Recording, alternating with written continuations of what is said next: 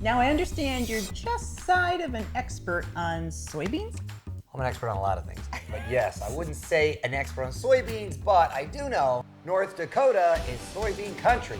Where better to learn about them than on an actual soybean farm? The fields of North Dakota are populated by miles of soybeans. Family farms, many of which are generational, drive the business that results in healthy, delicious soy products. Soybeans are a great rotational crop. They really started fitting into our farm. And it's not a fit for all acres, but it definitely has worked well for us.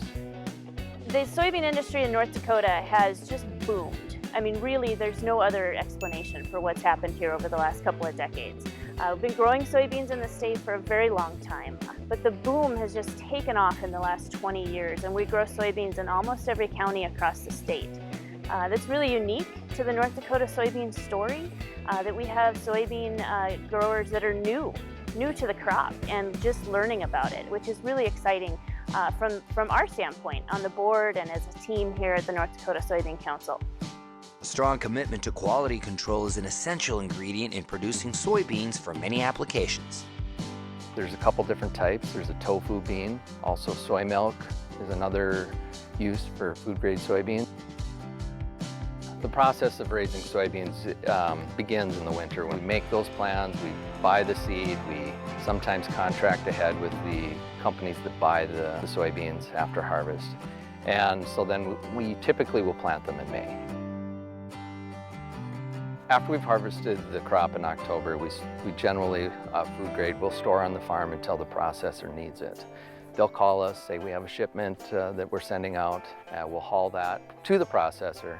It will go through an extra cleaning process with probably 2 or 3 different cleaning machines. But that's great for the consumer, then they know what they're getting.